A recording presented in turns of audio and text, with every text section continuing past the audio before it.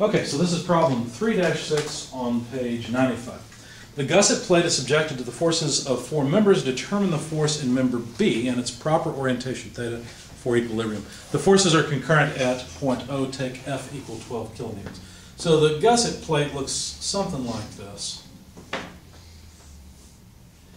Point O is about there. And there's actually a member connected here that's bolted in place. Let me replace that member with just a force. So this is at point A. We've got 8 kilonewtons of force acting inward. Of course, we're not using rope for this one because you couldn't push a rope like this. There's another gusset out here at B with tension T. And I think that's the one, yeah, that's the one we're supposed to find. And also we don't know what angle to set this at, theta, with respect to horizontal. Because you see we've got two other forces. There's force F, which they told us is 12 kilonewtons. And notice they didn't tell us the angle of it, but we would assume it's vertical by the way they drew it. Okay? And then finally they said that there's another force of 5 kilonewtons acting at D, and they told us this is a 45-degree angle. So again, we assume that anything that looks horizontal is, anything that looks vertical is, and we can measure from those. Okay?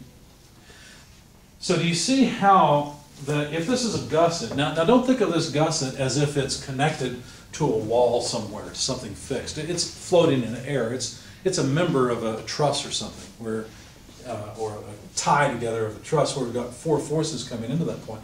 We want to make sure that it's in equilibrium, so we've got to angle this one just right and put the right magnitude of force in it so that this plate does not accelerate, right? So it doesn't change how quickly it's moving. And probably if it's a building that's not moving, well, technically we're on the surface of the earth and we're doing about 1,000 miles an hour when you're at the equator, but that's our reference frame, so we take it as 0. So do you see how what I've drawn here is basically a free body diagram? There are no other forces acting on this. What have I neglected here? I'd say gravity. Weight. Whatever the weight of this plate is, I have completely neglected. And I'm doing that because they haven't told me, number one, how heavy it is. Number two, I'm assuming that it's relatively light by comparison to the loads that this thing is designed to take. Okay? So if we were to sum forces in the, well, what's the x direction? Well, we normally take a coordinate system like that. Okay, horizontal to the right, vertical up. There's positive directions. Obviously, the x-axis continues in this direction, but that's the negative side. The y-axis continues in that direction going down, but that's the negative side of the y-axis. So when I sum forces in the x direction, I'm summing them in the positive x direction. And so A has a positive contribution of 8 kilonewtons. Is that the only force that has a horizontal component? No. D has a horizontal component as well, and so does the unknown that I'm looking for. Okay? So let me add them in order, A, B, C, D. In fact, this is supposed to be C. So for B, the tension that I'm going to put in this member is going to be out like this. Is that a negative x direction or positive? Negative. Negative. So let me generally write it this way. Negative direction, I'm taking the component of the tension at B that acts in the x direction. Okay? All right. How about the 5 kilonewton force, positive or negative components? Positive. How would I indicate it? Is it all 5 kilonewtons that acts in the positive x direction? No, it would be No, there's a piece of it. cosine. Cosine or sine of 45? It would be sine of 45. Technically it's sine because we're actually looking at that side. You see how it's opposite? Uh-huh. Okay. It wouldn't matter if I put it up here or down here. It doesn't matter, it's the same magnitude, but it is the sine of 45 degrees. Now my 5's and my s's look a lot alike, so let me apologize ahead of time. And I abbreviate sine as s. Okay? Anything else acting horizontally? That's it, isn't it? Mm-hmm. What should this sum up to? 0. 0. Good. How many unknowns do I have in this equation? 2. 2? What are they? The angle and the magnitude. Between A and B. And then technically I only have one unknown. I could actually tell you the magnitude of TB in the x direction. Because I don't have the angle, I can't tell you the angle, right? Now, how could I get both into this? Let me rearrange this just a bit. TBX, if I move it to the other side and then flip the equation around, it would look like this. TBX equals 8 kilonewtons plus 5 kilonewtons sine 45 degrees. Right? The right-hand side is just a number. Right? That's it. It's a number from pushing buttons on a calculator. The left-hand side could be represented another way. How could I get theta into this equation if I wanted it?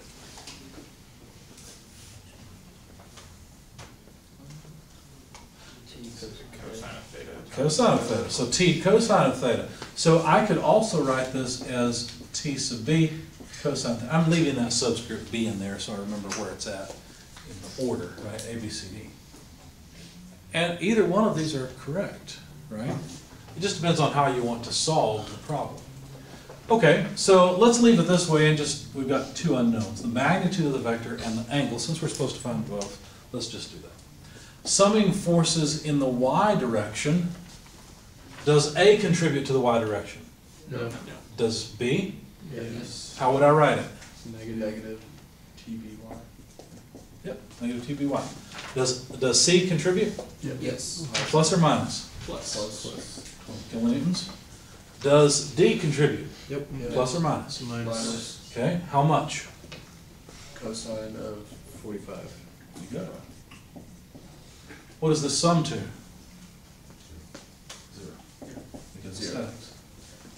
So if I solve for TBY, that would be 12 kilonewtons minus 5 kilonewtons cosine 45 degrees. Which again is just a number. But I could expand this to include theta by writing what? TB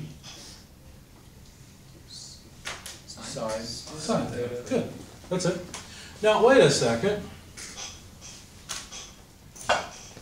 TB is a positive thing. I thought TB had a negative component in the y direction. Do I need to throw a minus sign in there? Be careful about this. A lot of students get confused at this point and think, oh, I need to, no, you don't.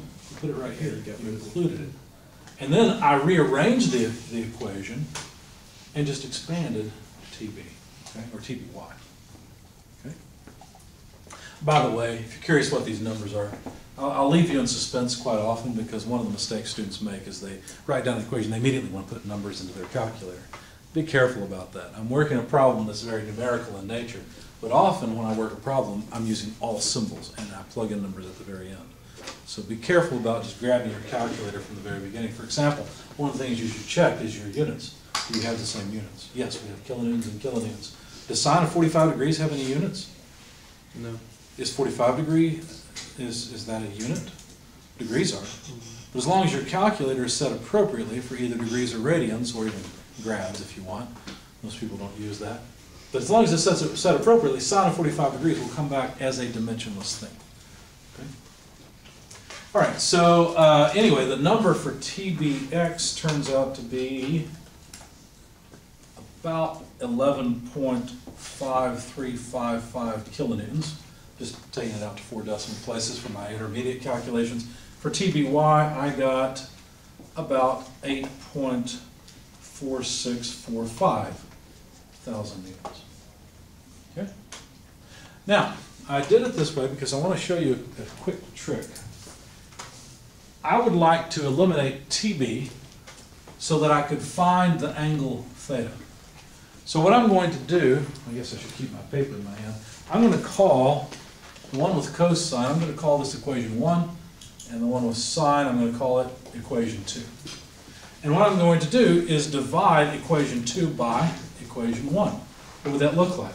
Well, equation 2, T sub B sine theta is equal to 8.4645 kilonewtons divided by equation 1, TB cosine theta is equal to 11.5355 kilonewtons. The units cancel, that's nice. The TB also cancels.